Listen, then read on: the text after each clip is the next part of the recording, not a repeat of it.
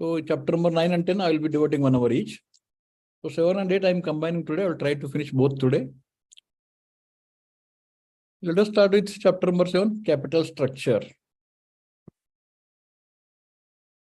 So this chapter has got topics like concept of capital structure, significance of capital structure, principles of capital structure, factors affecting capital structure, theories of capital structure.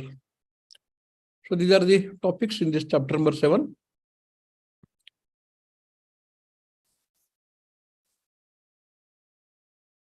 So for undertaking any business activity, capital is required. And that capital can be your own money, which is called as own capital, is called equity, or it can be borrowed capital, it is called debt. So the proportion of own capital and borrowed capital is called capital structure. A firm has to decide what should be the proportion of equity and debt. So also firm has to calculate the cost of capital so that they can compare it with the return on capital employed. Where the cost of capital is lowest, weighted average cost of capital is lowest, that is supposed to be the optimum capital mix or optimum capital structure. Say 25% own money, 75% borrowed money. That is called capital structure. How much own money, how much borrowed money? The ratio.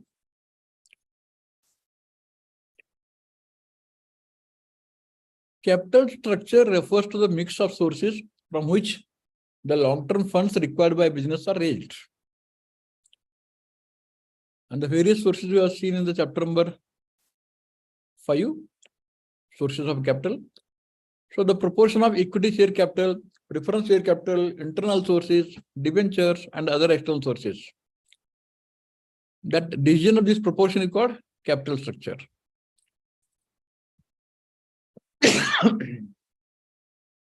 We have seen this chart in cost of capital also. So these are the various sources of capital. And we have to decide what should be the ratio of each source. So the sources of capital are divided into 2 categories: capital, equity capital, and debt capital. That is borrowed capital. For equity capital, again, it can be domestic capital or foreign capital. Within domestic, it can be ordinary shares or equity shares and preference shares.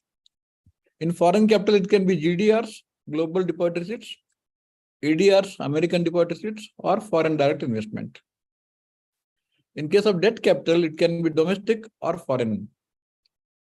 Domestic debt can be again secured loan or unsecured loan. Or it can be debenture, it can be public deposits, it can be venture capital, it can be loan from developmental financial institutions, it can be leasing finance or hire purchase finance. So in respect of foreign capital, it can be external commercial borrowings, or it can be foreign currency convertible debentures or foreign currency convertible bonds, FCCD and FCCB. So deciding how much capital to take from which source is called capital structure. So various options available are 100% own capital, 0% debt on one end. On another end, 25% own capital, 75% loan. These are the two ends. Because our own capital cannot be less than 25%. 25% has to be own capital. So banks can lend a maximum 75%. So this ratio, when you convert into ratio, it is called debt equity ratio, ratio of debt into equity. So it cannot be more than 3. It can be less than 3, but it cannot be more than 3. So all those companies who have become bankrupt, all those people who have run away from India, if you calculate their debt equity ratio, maybe it may come to 99:1, 1000:1, because they have run the business only on the basis of loans and they ran away. Own capital is very, very negligible, and that is wiped out due to losses.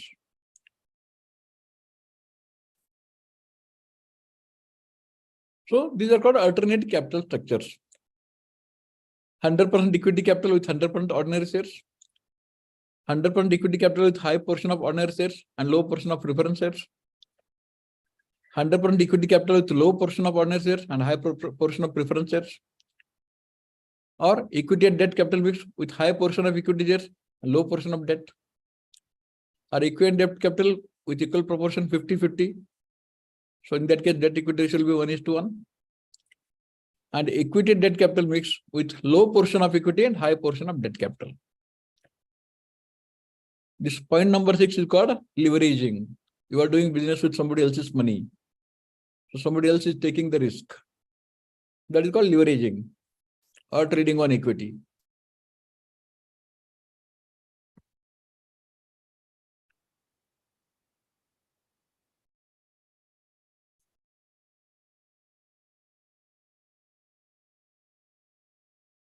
Now, significance of capital structure.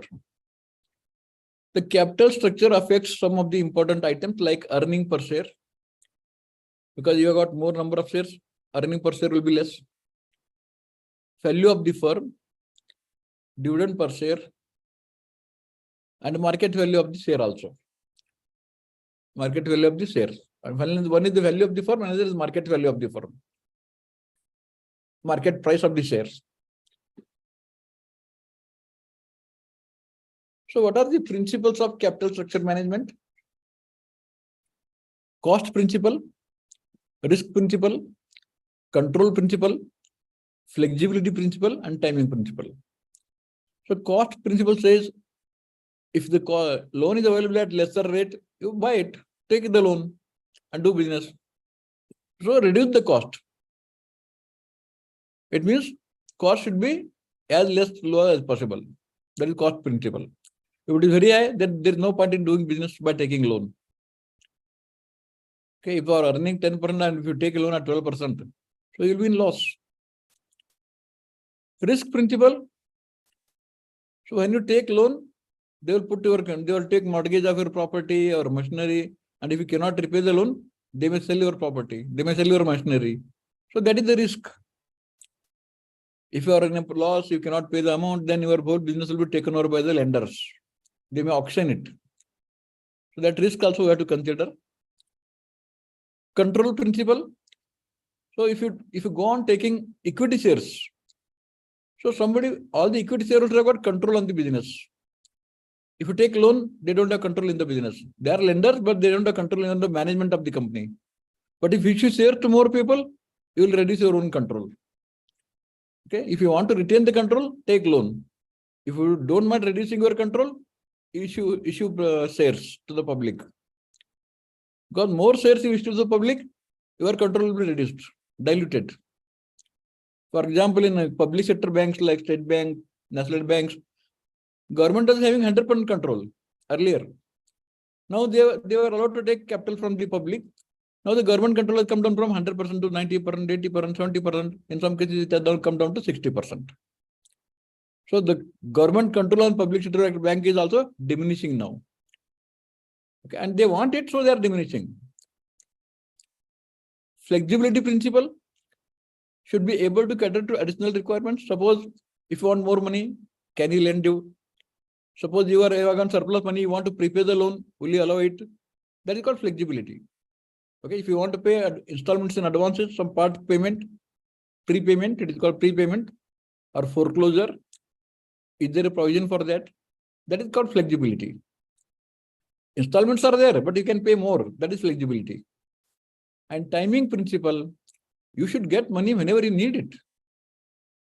Okay, get it like if you should get a train ticket before the train starts. If somebody gives you a ticket after the train has left, it has no meaning. Similarly, you should get the money at the right time before you start your project. You applied for loan and they have not given loan. Now you have started your project, your own money or somebody's money.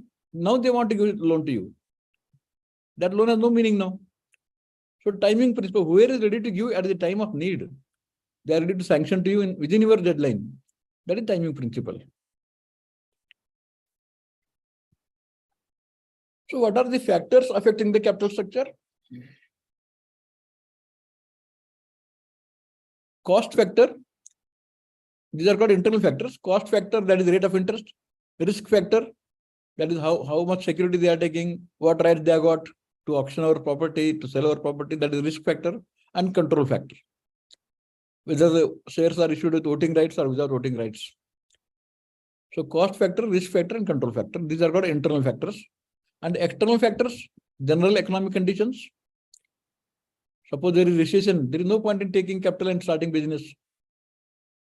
Behavior of interest rates, Recently only RBI has introduced some increased rate of interest. And now the banks have started increasing rate of interest by 0.5%, 0.35%. Policy of the lending institutions. Taxation policy. Taxation policy is interest is allowed as a tax deductible expenditure. That is called taxation policy. If you take loan, interest is shown as expenditure.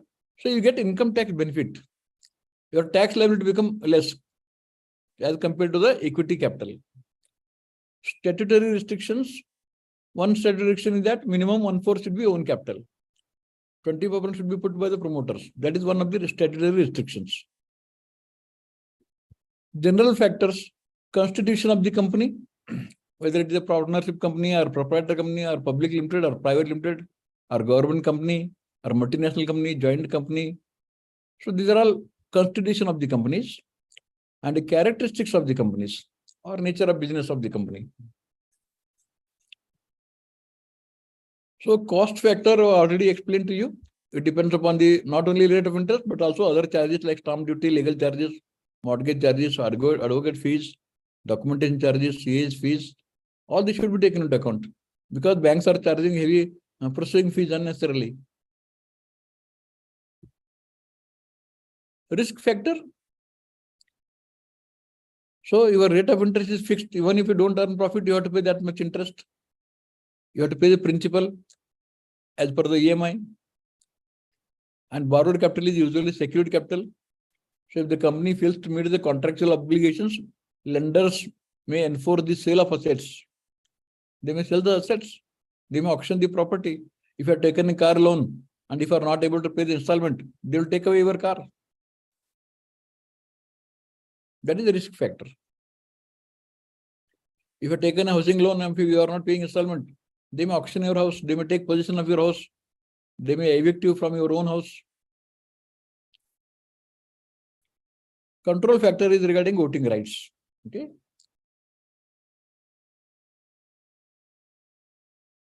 General economic conditions, we have already discussed it. GDP growth, inflation, employment situation in India, they are all coming under general economic conditions. Behavior of interest rates. If the interest rates in the economy are likely to decline, so you will not take loan because you will take loan when the rates come down. Timing you will use your own money, and when the rates go down, you can take the loan. If they are likely to increase, you will take loan first. But nowadays, what happens? Even if you take loan now, they will increase the rate whenever it goes up, and they will reduce the rate whenever it goes down.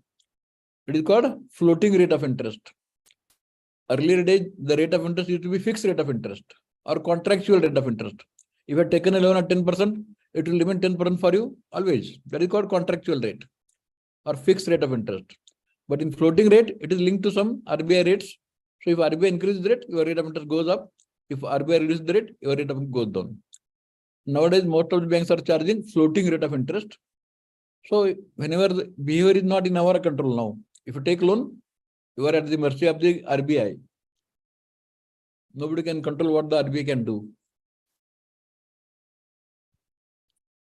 So policy of the lending institutions, they want to give liberal loans to some sectors. They don't want to give loan to some other sector. There are the lending policy of the banks. Like housing sector, suppose they are given a lot of loans to housing sector, they want to reduce housing sector because they want to spread their own risk. They want to finance for different sectors. If the particular sector has already taken more loans, they may want to reduce that sector, finance to that sector, like auto sector.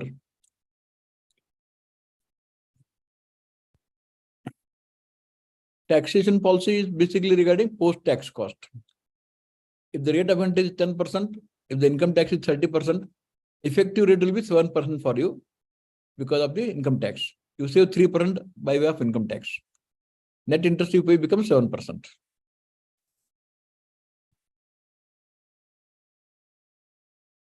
Attitude of the management is another aspect. Some people don't want to take loan. They are against loan. They say, let us do business with whatever money we have got. Let us not expand if we don't have money. That is attitude of management. They are conservative people. Some people want to expand business by taking loan.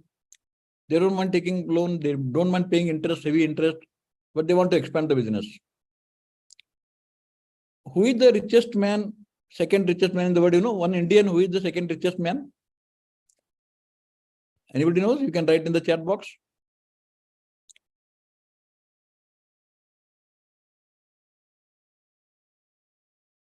So Rishi Bansal has written Adani. Okay. Everybody agrees? Adani is the richest Indian. Second richest in the world means naturally he is the richest Indian.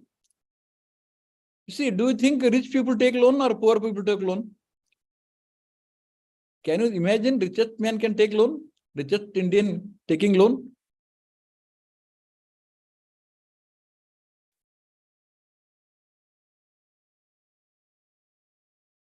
Obviously. Why a rich man will take his own money? No. If he is rich, why should he take loan? He should lend money to others. He has got enough money. Rich means he has got more money. If he has got more money, if you have got enough money for buying a house, will you take housing loan? And you will keep money in the bank. And who is the person who has, person means the group, including group, who has taken maximum loan in India?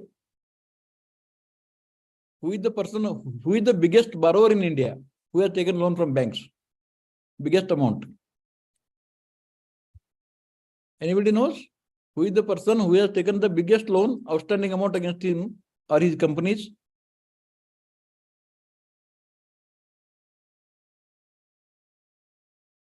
Vijay Mallya is only maybe 1,000 crores, 2,000 crores.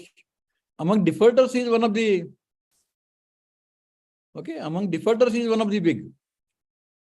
Nirav Modi, Vijay Mallya, Mehul Chokshi, they are the big among defaulters. And their amount is hardly around 30,000 crores altogether. But somebody has taken loan more than that. He is not a defaulter so far.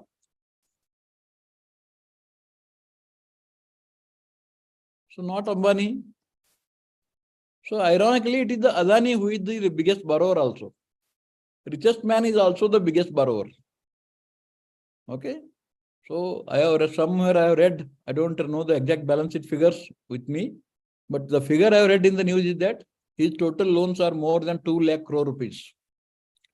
Total debt of Adani Group of companies is more than 2 lakh crore rupees.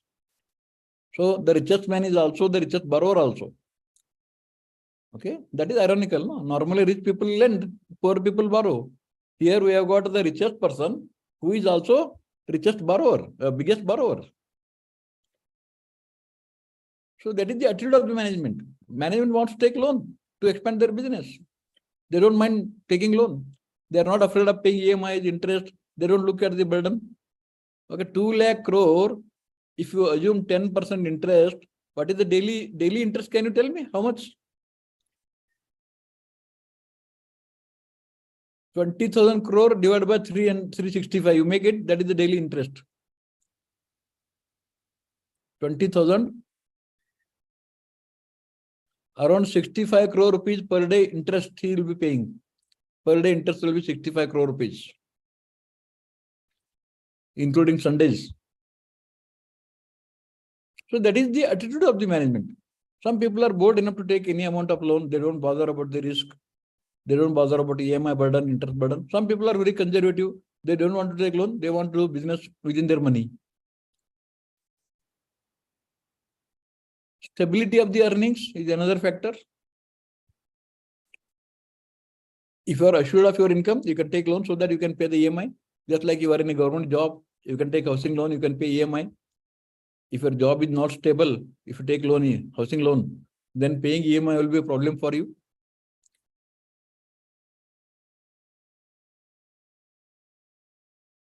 Now, what is optimum capital? There is a concept called optimum capital. What is mean by optimum capital?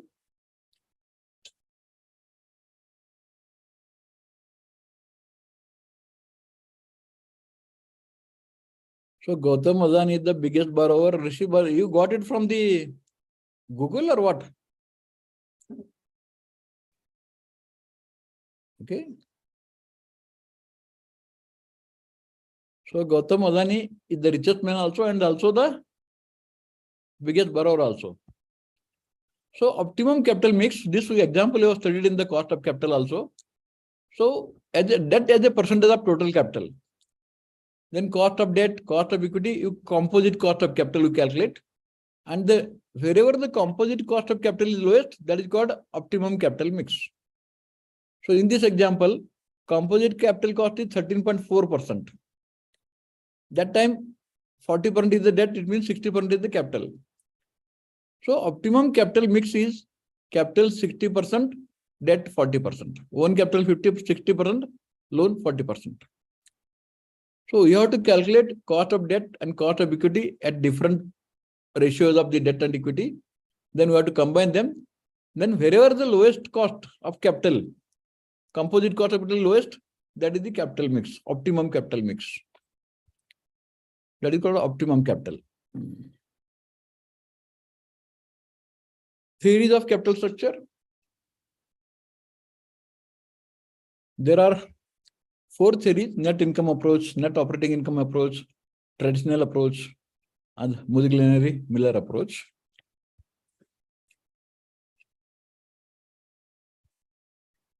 Theories of capitalization. Okay, capitalization means total amount of long-term funds available to the company. And in the words of De Wang, capitalization includes capital, stock, and debt. That is equity and debt. So the total capital of the company is equal to own capital plus borrowed capital, equity capital or borrowed capital, equity and debt. Okay. So what is market capitalization? Anybody knows what is meant by market capitalization of any company? Capitalization is different, market capitalization is different. What is meant by market capitalization? Capitalization means equity capital as per the book value plus borrowed capital, that is capitalization as per the book. But what is market capitalization? Suppose Reliance, all these companies are ranked based on the market capitalization. In India, they are ranked as 1, 2, 3, 4 based on the market capitalization. So what is market capitalization? Anybody knows?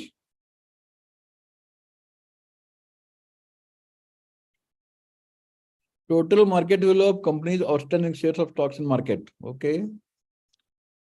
So market value of the market price per share into number of shares. That is called market capitalization. Okay. Market price per share and into number of shares. That is called market capitalization. That figure is not in the book, in the balance sheet.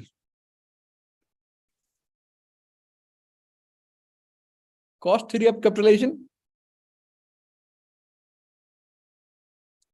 So it is classified on the basis of cost of various assets required to set up the organization. So you have to purchase land, building, everything, no? They take the total of that cost, then that is capital required. So if you want to start a business, you have to calculate the cost of the project, money required for buying each type of asset. Then the total will be called as total capital required. That is cost theory of capitalization. Total sum required for all these purposes gives the amount of capitalization. This is also called the cost of project approach. Earning theory of capitalization.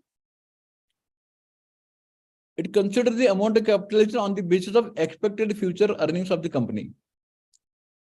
And by capitalizing the future earning at the appropriate capital ratio. Suppose the company is likely to earn 3 lakh rupees and you want to earn 15% on your investment. Then how much money you are going to ready to invest? 3 lakh into 100 upon 15. It means capital required is 20 lakhs. If you invest 20 lakhs, you will get 3 lakhs. It means you are getting 15%. So you want 15% earning, then you are ready to invest. So naturally, if the company earns more, you are ready to invest more. If the company earns less, you are ready to invest less.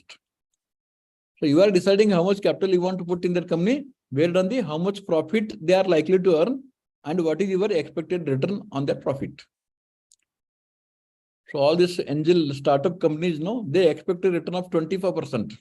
If they want to invest in that company, they want 25. If they want to invest, say 10 crores, then the profit should be 2.4 crore, 2.5 crores per annum. Then they are ready to invest. Otherwise, they will not invest because their expectation is 25%.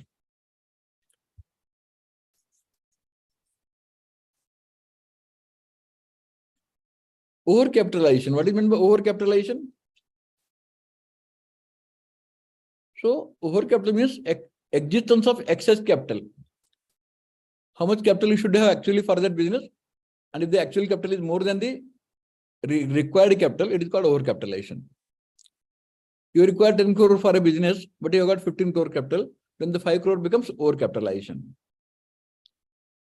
So there are some of the causes for overcapitalization, such as assets purchased during the inflationary situations, less than the required depreciation, huge amount spent during formation stage, faulty assessment of capital, and low capitalization rate. These are some of the reasons for overcapitalization. Effects of overcapitalization. Earning capacity reduces with the adverse effect on the market value of shares. Shares don't have adequate backing of the tangible assets. The company may be tempted of increasing the selling price. Remedies for overcapitalization. Reduce the debt by repaying them. Redeem the preference shares.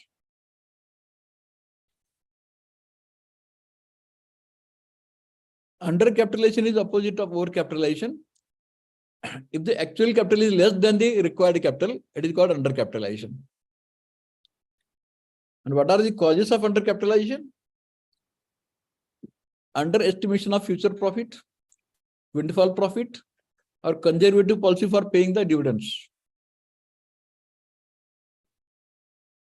Effects of undercapitalization.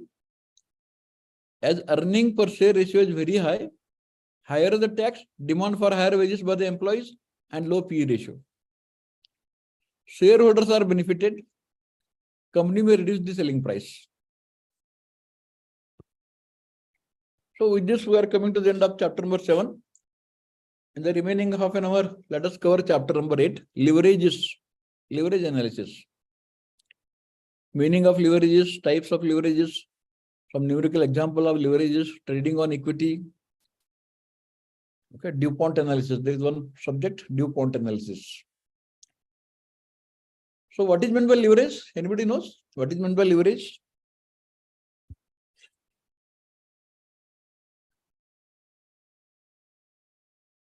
What is meant by leverage?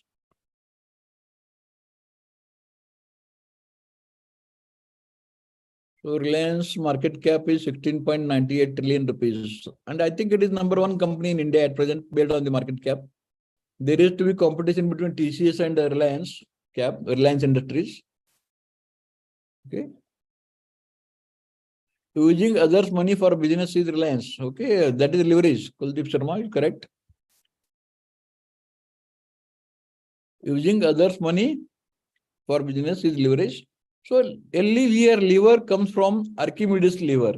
You might have studied in science in our primary school. Archimedes. He was talking about levers. Lever means we are using a rope for lifting the water from the well. So instead of directly lifting the water from the rope, we are putting the rope on a wheel. Then we are pulling the water. So our efforts are less required. So this leverage comes from that word lever. Lever is anything which is that wheels, for example. You are pulling the suitcase. If the wheels are there, you have to put less pressure. The trolleys are there. Now I got trolleys. Trolley suitcases are also like trolley nowadays. So then that wheel is a lever. Anything that reduces your effort is called lever. So same concept is applied in finance, that leverage. So your burden is taken over by somebody, that lender. You are using others' money for your business. Naturally, business fails, he will suffer the loss. He will also suffer the loss. You will also suffer and he will also suffer. It means part of the risk you are passing on to somebody. So passing on the risk to somebody is called leverage. Okay. Returns can be maximized by 3 ways. Increasing the profit margin. Okay, if you increase the profit margin, your profit goes up. Increasing the sales turnover and borrowing capital at low cost of capital. Okay, so increasing the sales is called operating ratio. Okay, and increasing the borrowing capital is called financial leverage, operating leverage and financial leverage.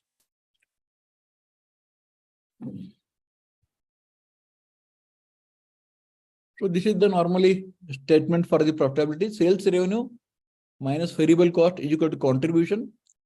Contribution minus fixed cost is equal to profit before interest and tax. Then interest on the long-term loans, profit before tax, less taxes, profit after tax, less preference dividend, then amount available for the equity shareholders. So this is the profitability statement. These things are used in the calculating formulas for the ratios, this leverage ratios. Leveraging means trying to maximize the returns, either by increasing profit margin and all. Okay. It means increasing the business through higher turnover and borrowed capital. So higher turnover means operating leverage, borrowed capital means financial leverage. If you increase the sales, your operating profit goes up. So if you borrow the capital at the cost of capital, which is less than the return on capital employed, your profit after tax goes up. So in case of loan, you are transferring the risk of value to the outside creditor. So trying to maximize your return and trying to minimize your risk. That is called leverage. Okay. Types of leverages: operating leverage, financial leverage, and combined leverage. So operating leverage shows the degree of change in operating profit due to change in contribution. Financial leverage, this leverage shows the degree of change in profit before tax due to change in operating profit. And combined leverage, combined effect of both the leverage. This leverage shows the degree of change in profit before tax due to change in contribution.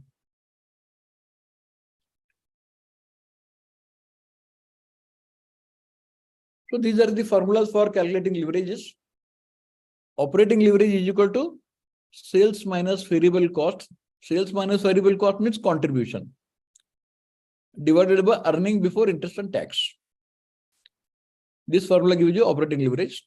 And formula for a financial leverage is earning before interest and tax divided by earning before tax. And combined leverage, we have got two formulas. One is operating leverage into financial leverage. Another formula is sales minus variable cost divided by earning before tax. Okay. So EBIT is crossed. No, when you multiply both formula 1 and formula 2, EBIT, they are crossed. What is remaining is sales minus variable cost divided by EBIT. So these are the formulas for leverages.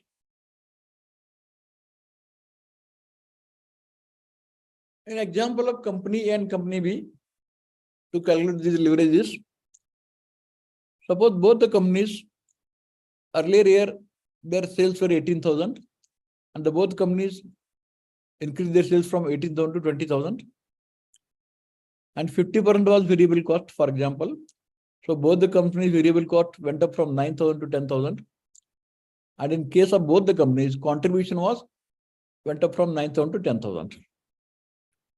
Now fixed cost was 5,000 in both the cases. So profit before interest and tax became 5,000 for both. In second year, first year it was 4,000 for both. Now company has taken more loan, that is, it has leveraged, and company B has taken less loan. Okay, let us company B has taken loan of 1,000 and company A has taken loan of 9,000 and interest rate at 10%. So interest for company A is 900 and interest for company B is 100. So naturally profit before tax for company A is less, 4,100, and for company B it is 4,900. So income tax at 50%, because in the earlier examples or in the books, they normally give 50% income tax, because that time it was 50%. Now it has come down to 30%. So income tax is 2,050 in case of company A and company B 2,450. So profit after tax 2,050 for the company A, 2,450 for the company B. Number of equity shares 100 for the company A, 900 for the company B, because They have taken more loans, so equity shares are less for the company A. And company B, more shareholders are there. So 900 shares are there. So then earning per share for company A is 20.5 and for company B is 2.72. So now the company which has taken loan, their shareholders are very few. So very few people to share the profit. So per person profit, per share profit is 20 rupees 50 paisa for company A. But for company B, which has not taken loan, it becomes 2 rupees 22.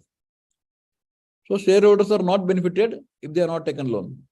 Whereas if they have taken loan, shareholders are benefited because number of shareholders will be less to share the profit. So earning per share will be high for company A, which has leverage, and company B it is less because it has not leveraged. Now operating leverage for company A is earlier it was 2.25, now it became 2. Okay, operating leverage.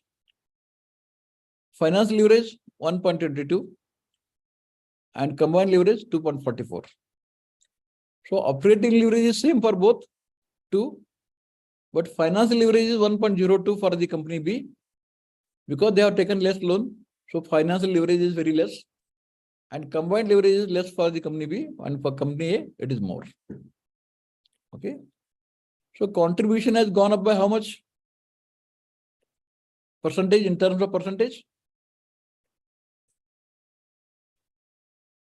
Contribution has gone up from 9,000 to 10,000. Okay. So 1,000, it is gone up by 1,000. In terms of percentage, how much? 11.11%. Okay. So operating profit, how much it has gone up? It has also gone up by 1,000. So 1,000 for 4,000, it became how much? 25%. So an increase in contribution of 1,000, also adding into the increase in the operating profit by 1,000.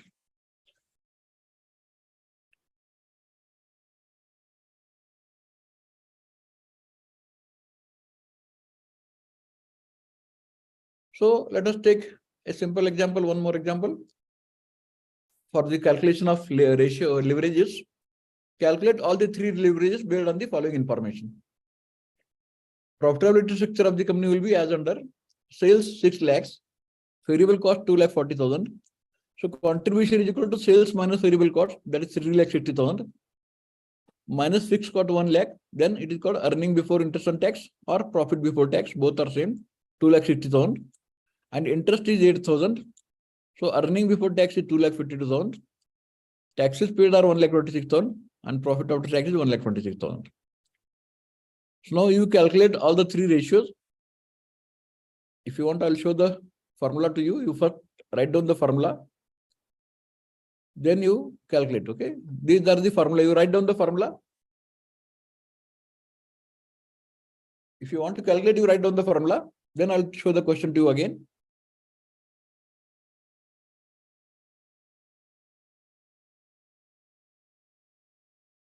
Or you can take screenshot or you can write down the formula. Okay. Operating leverage is equal to sales minus variable cost divided by earning before interest and tax. Financial leverage is equal to earning before interest tax divided by EBT. And combined leverage is equal to both multiplication of both. Okay, you can write only one formula for the third number. Now you go to this question, apply that formula and tell me what is the financial leverage, what is the operating leverage, and what is the combined leverage.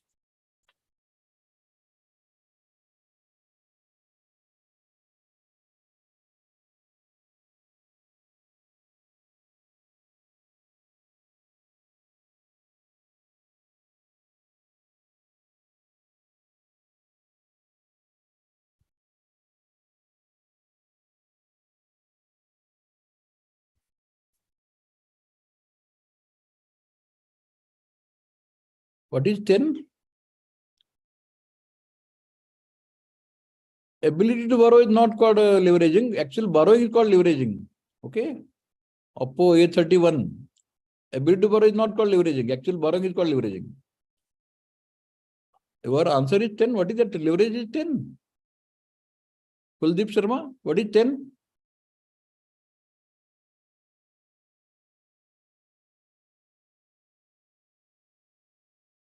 What is the meaning of 10, you know?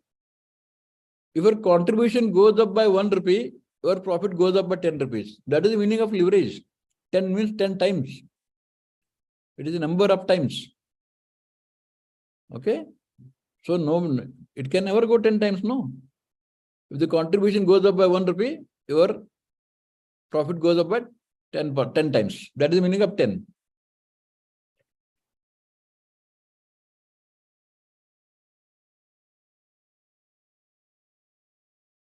Okay, if you have calculated, then I will show the answer.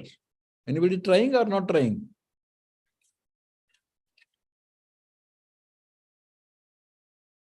Okay, if you are not trying, I will show the answer. Operating leverage is equal to contribution upon EBIT. Contribution means sales minus variable cost. Okay, so sales minus variable cost is 3,60,000 as given in the question. EBIT is given in 2,60,000 in the question. So 3,60,000 divided by 2,60,000, answer is 1.38. So 1.38 means if the contribution goes up by 1 rupee, your operating profit goes up by 1.38, 1 rupee 38 paisa. That is the meaning of 1.38, 1.38 times. Okay. If the contribution goes up by 1 rupee, your operating profit goes up by 1.38. Financial leverage. So EBIT upon EBT. So EBIT is 2,60,000. We have paid 8,000 interest. So PBT is 2,52,000. 2,60,000 divided by 2,52,000, it becomes 1.03. Okay. So if your operating profit goes up by 1 rupee, your profit before tax goes up by 1 rupee 3 paisa. It means this is not a highly leveraged company. They are not leveraged here. And combined leverage 1.38 into 1.03. So contribution upon EBIT, that is 3,60,000 divided by 2,52,000. When you multiply both, now 260 go, we are left with 3,60,000 divided by 2,60,000. It becomes 1.43 is the combined leverage.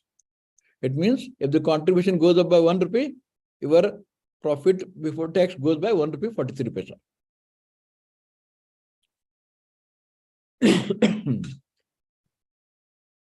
So there is, based on this, there is a concept called DuPont model.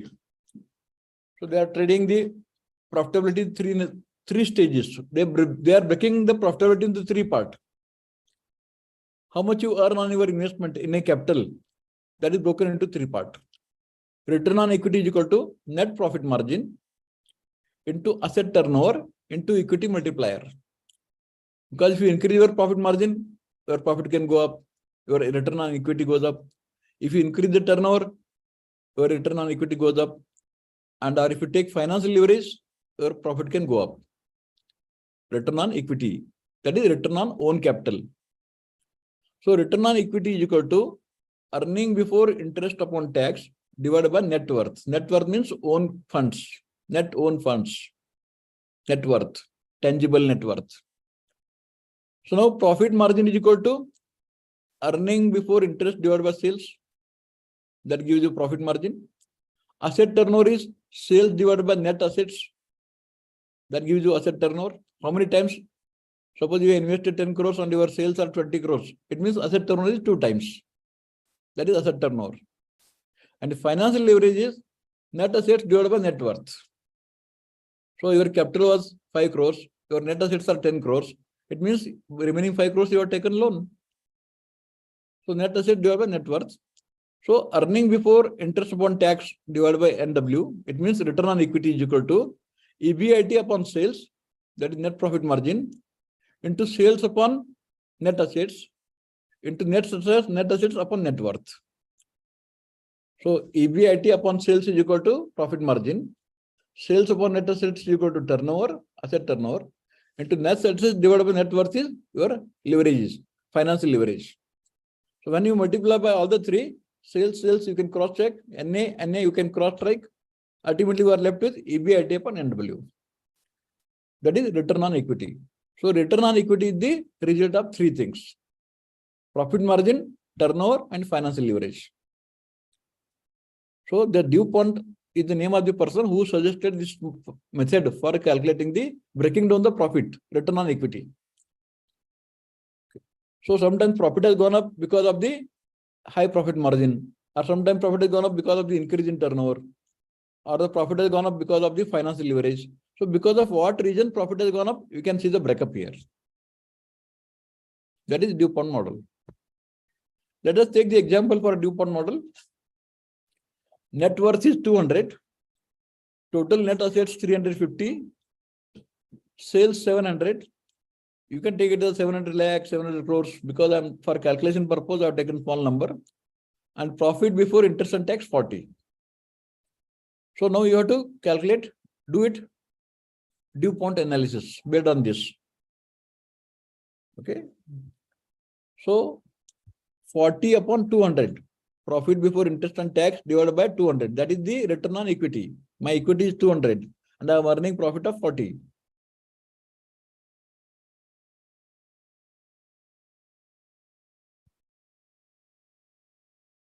So return on equity is equal to profit before interest and tax divided by net worth. That is equal to 40 upon 200 is equal to 0.2. That is the, or you can call it as 20% in terms of percentage, return on equity. And profit margin, profit before interest and tax divided by sales. So 40 divided by 700. It means profit margin is 0.0571, or you can take it as a 5.71 percentage in terms of percentage, 5.71%. For every 100 rupees sale, he is making a profit of 5 rupees 71 paisa. Asset turnover, sales are 700, assets are 350. It means there is a 2 times turnover. Asset turnover is 2 times. It means twice he is earning the profit. More the turnover, more the profit. And financial leverage, assets divided by net worth, 350 divided by 200, that is equal to 1.75. So now return on equity, if you multiply all the three, 0.0571 into 2 into 1.75, that will give answer 0.2, which is equal to this return on equity. 0.2. 0.2 means 20%. Okay. So this is cross-checking, dividing it, or return on equity is split into 3 parts. And each part we are analyzing to know where my profit is coming from. That is called DuPont model or DuPont analysis. So now some multiple questions here, MCQs. If you want to try, you can try degree of operational leverage. Contribution upon EBIT.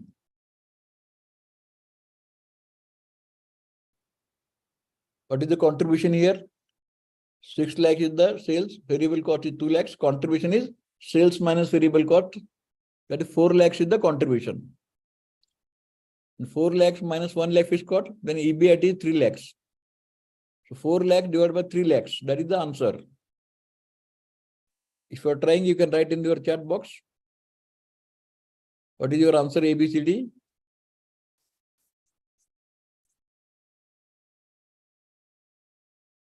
So nobody is trying. Let us go to next question. Okay.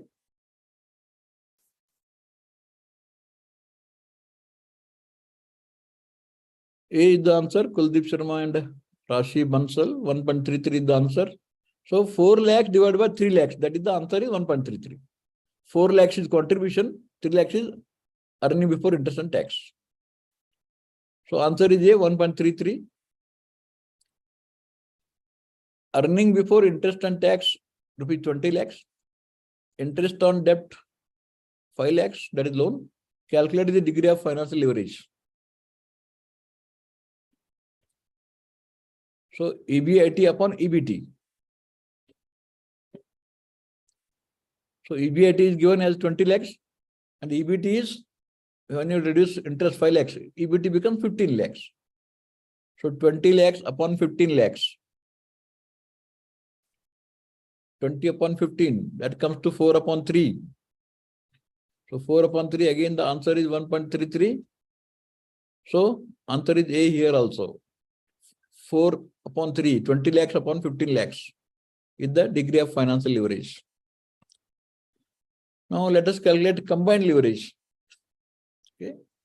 Sales of a company are rupees 5 lakhs. Variable cost is 2 lakhs. Fixed cost excluding interest on debt is 1 lakh. And interest on debt is 1 lakhs. Calculate the degree of combined leverage. So contribution is 3 lakhs. Contribution divided by profit before tax. So out of 3 lakhs, you have to reduce fixed cost 1 lakh, interest 1 lakhs. So profit before tax is 1 lakhs. Contribution is 3 lakh, profit before tax is 1 lakhs. So 3 lakh divided by 1 lakh. 3 upon 1. So what is the answer here? Option number?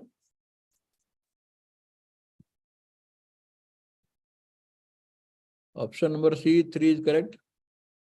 Okay. So here the option number C, that 3 is correct. 3 lakhs divided by 1 lakh. Okay, 3 lakh is the contribution, 1 lakh is the profit before tax. Now, this leverage is also called as trading on equity. Then the same concept is called as a trading on equity. So leveraging is another name for that is trading on equity. So trading on equity is the financial process of using debt to produce gain for the residual owners. That is equity shareholders. Equity shareholders are called as residual owners. Okay. So the practice is known as trading on equity because it is the equity shareholders who have only interest in the business income. The term owes its name to the fact that creditors are willing to advance funds on the strength of equity supplied by the owners. First you put 25%, then others are ready to give 75%. So you are trading by investing 25%. Trading feature here is simply one of taking advantage of the permanent stock investment to borrow funds on reasonable basis. Trading on equity is the financial process of using debt to produce gain for the residual owners that we already covered.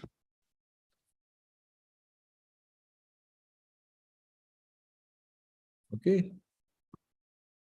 So effects of trading on equity. Trading on equity acts as a lever.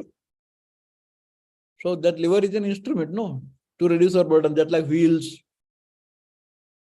Okay. Whatever Archimedes invented this concept of lever. Do you remember that picture where the whole earth was being lifted by somebody? Archimedes. He said, if there is a place to keep some support, I can lift the earth also. But there is no place to keep some support to lift the earth, so earth cannot be lifted. Okay. So there was in geography, I think geography or some science, physics, that topic was there, picture was there.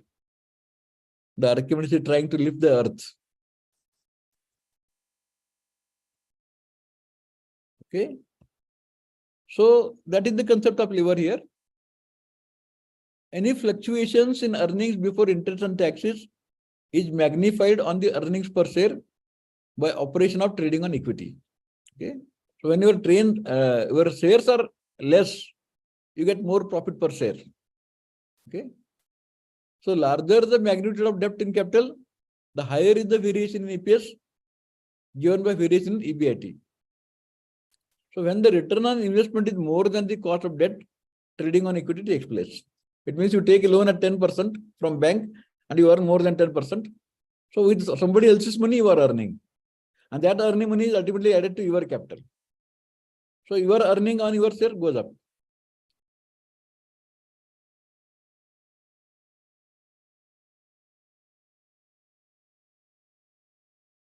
So there is an example about trading on equity here. There are 3 proposals, proposal A, B, and C. Equity share capital, 5 lakhs. Totally 5 lakhs, no other source. Proposal B is 2.5 lakhs equity share capital, 2.5 lakh preference share capital, no debentures, 5 lakhs total capital. And third option is 1,25,000 equity share capital, 1,25,000 preference share capital, and 2,50,000 debentures. It means proposal C, there is leveraging. And total capital is 5 lakhs. Okay. Now, let us look at the effect of earning per share. Okay. Proposal A, earning before interest and tax is same for all, in all the cases, 1,50,000. But A and B you are not paying in interest, but in proposal C you are paying interest of 25,000, 10% on 2,50,000. So earning before tax, it is same for A and B, 1,50,000, but for C it becomes 1,25,000 because of the interest. If you pay income tax 50%, then earning after tax is 75,000 for A and B.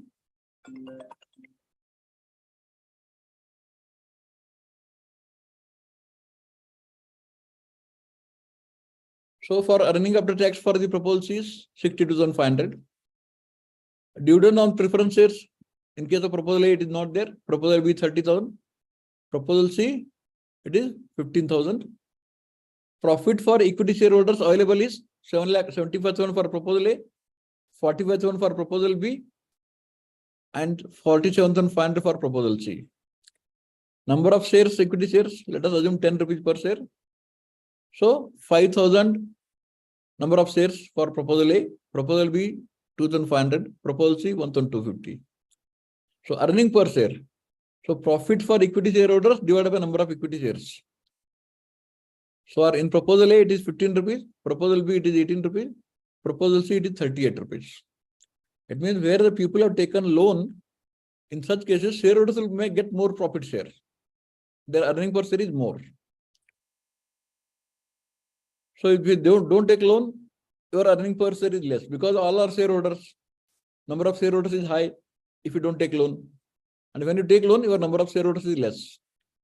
So the remaining profit is shared by few people. That is why earning per share goes up. This is called trading on equity. So with this, we are coming to the end of this chapter number 7 and 8 both. Another 2-3 minutes are there. If you want to ask any questions, you can ask me.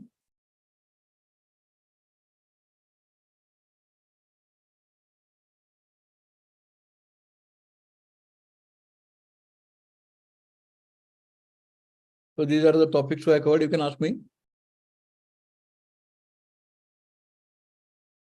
Any questions, friends?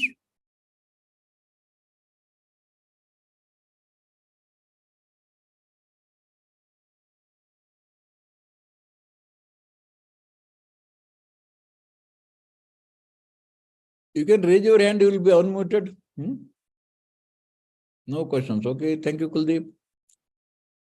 So if you understood everything also, there is no question.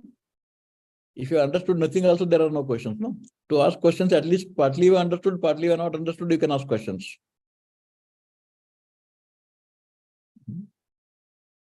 Thank you very much.